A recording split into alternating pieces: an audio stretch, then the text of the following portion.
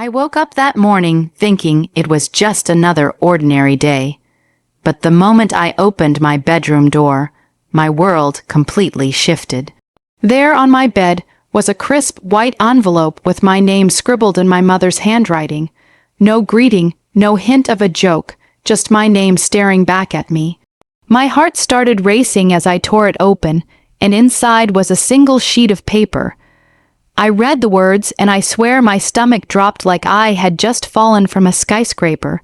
Weddings OFF, expect a call from my lawyer. That was it, nothing else.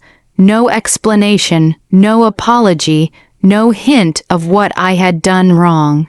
Just that cold, final sentence. I didn't argue.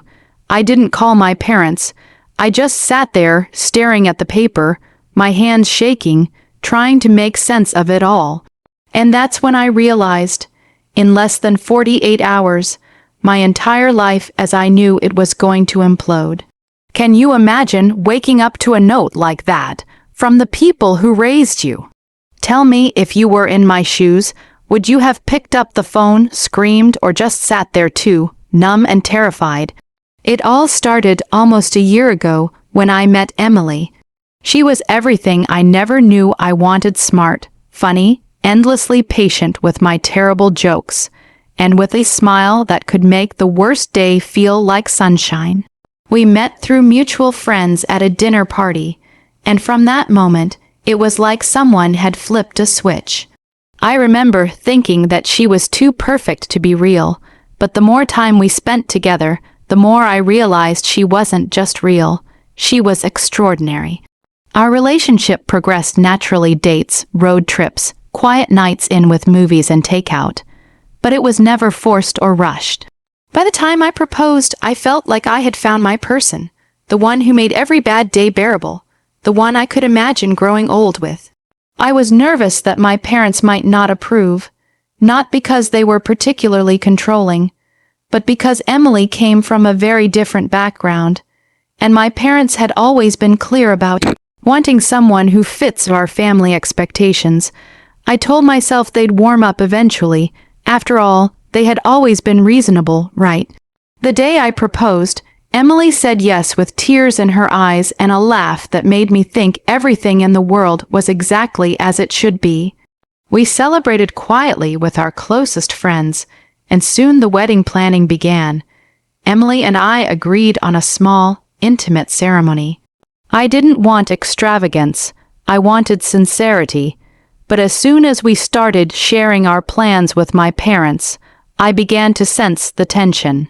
Small comments at first, questions about her family, her career, her lifestyle, but nothing overtly hostile. I brushed it off, thinking that everyone had their doubts and concerns. Then came the day of the family meeting, or at least that's what my mom called it. I walked in thinking we were going to have a discussion about flowers, guest lists, maybe catering. Instead, I was met with cold stares, folded arms, and the most chilling words I had ever heard from my mother. "We don't think Emily is right for you. The wedding can't happen." I tried to reason with her, tried to explain my feelings, tried to tell her that she didn't know Emily like I did, but it was like talking to a wall. Then my father dropped the bomb. "Expect a call from my lawyer. He'll handle everything legally. The wedding is off." My mind reeled. Lawyers legally, what did that even mean? I had never imagined that my own parents would take a stance like this, not a disagreement, not a fight, but an absolute ironclad blockade on the life I was trying to build. That's when they handed me the note and walked out of the room, leaving me in stunned silence. I didn't argue. I didn't yell. I just walked back to my room, sat on the bed, and tried to process the words that had suddenly rewritten my entire reality. For the next few hours, I did what anyone would do. I paced. I replayed every conversation I had ever had with my parents, searching for some clue, some warning sign that I had missed. Every scenario I imagined ended in heartbreak. I kept thinking, maybe if I apologize, maybe if I give in, they would relent. But something inside me told me that wasn't the answer. I loved Emily, and I couldn't let anyone, even my own parents, take that away from me. I called Emily, my voice trembling, trying to explain what had happened. She was calm at first, maybe too calm, which made me panic even more. "We'll figure this out," she said, as if she knew something I didn't. But I had no idea how we could fight against my parents legally blocking our marriage. How could two people fight a war against their own family without losing everything? The next 24 hours were hell. The lawyer did call, just as my parents promised, and his words were icy and precise. "Your parents do not consent to this marriage, and there are steps that can be taken to prevent it legally.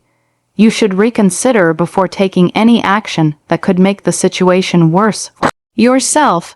I listened, barely breathing, feeling trapped in a nightmare where every path forward seemed like a trap. I thought about canceling everything, bowing to their authority, pretending it didn't matter. But every time I imagined letting Emily go, my chest ached, my mind screamed, and I couldn't do it. She was more than my fiancé. She was my partner, my home. That night, I stayed up until sunrise, weighing every possible option, feeling the cold reality of isolation pressing down on me. Friends tried to comfort me, but no one could truly understand what it felt like to have your own parents become the architects of your heartbreak. Then, around midnight on the second day, Emily came over. She had packed a small bag, a backpack, and showed up at my apartment with that same calm determination that I had always admired. She didn't cry or panic. She simply looked at me and said, "We'll do this together." I had never felt so grateful, so seen, and so terrified all at once. We spent hours planning not just for the wedding, but for the battle we were about to face. Emily suggested we speak to our own lawyer, someone who could give us advice and help us understand what my parents were trying to do. At first I was hesitant. Confrontation had never been my style, but Emily looked at me, her eyes steady, and said, "If we don't fight, we lose everything." And she was right. So we started gathering documents, proof of my independence, evidence that we were legally free to marry without my parents' consent. It was tedious, exhausting, and emotionally draining, but every step we took gave me a sense of control I hadn't felt since receiving that note. Now, I need to pause here and ask you all, what would you have done in my shoes? Would you have fought back, risking your relationship with your parents, or would you have given in, letting them dictate your life? I honestly debated this question countless times over those 48 hours. The fear of losing my family, the fear of legal battles, the fear of confrontation, it all weighed on me. But there was something inside me, a stubborn voice that refused to let fear make decisions for me. And I want you to take a moment and comment below what you would have done, because I promise you, the next part of this story gets insane, and you won't believe the twist that came next. By the time we spoke to our lawyer, things started moving faster than I expected. The lawyer explained that my parents could make things difficult, but there was no legal mechanism to stop me from marrying as an adult. That gave me hope, but it didn't erase the anxiety. Every message, every call, felt like walking on a tightrope. Then came the moment of truth, the confrontation. My parents demanded a meeting, perhaps thinking they could intimidate me into submission. Emily and I arrived prepared for everything. My parents were icy, formal, almost unrecognizable. They repeated their threats, cited laws, tried to guilt me with every tactic they had honed over decades. But I stood there, heart pounding, Emily's hand in mine, and I realized something crucial. Fear is contagious only if you let it be. We calmly laid out our side, our legal standing, and our intentions. We didn't yell, we didn't cry, but we were unwavering. The tension in the room was palpable, every second stretching into eternity. Then my father's face shifted, ever so slightly, as if he realized that this was not a battle he could win without breaking something fragile. Our bond, my independence, or even his own credibility. 48 hours after that dreaded note appeared on my bed, something incredible happened. My parents called off their threats. The lawyer stopped contacting us, and for the first time in 2 days, I felt a breath of relief. It wasn't smooth or perfect. They didn't apologize. And they didn't suddenly become the loving, approving parents I had always wished for. But the ice had cracked, just enough for Emily and me to move forward without fear of interference. We hugged, cried a little, laughed a little, and in that moment I realized that love and persistence, when combined with patience and strategy, could overcome even the coldest opposition. Those 48 hours tested me in ways I never imagined. They stripped me down, made me confront my fears, my loyalties, and my resilience.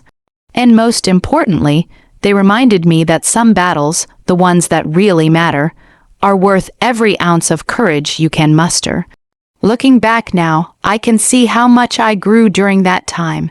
I learned that people, even those closest to you, can shock you, can hurt you, and can push boundaries in ways that feel unbearable. But I also learned that strength is not about fighting with fists or words.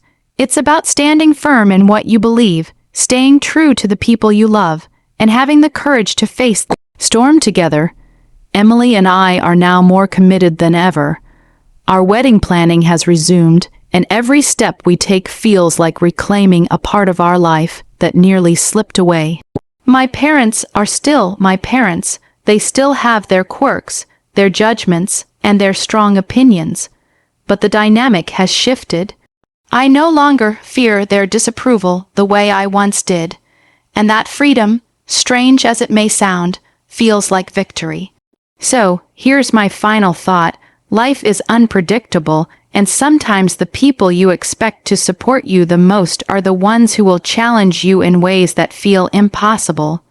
But the people who truly belong in your life, the ones who lift you, who stay by your side when the world feels like it's collapsing, are worth fighting for. Never underestimate the power of patience, strategy, and unwavering love. And to anyone watching this who might be standing on the edge of a similar nightmare, take a deep breath. Trust your instincts, lean on the people who truly support you, and never ever let fear dictate your happiness. If you were on my side through this story, like this video, subscribe for more stories like this, and share your final thoughts on this whole mess in the comments section. I want to hear from you, truly.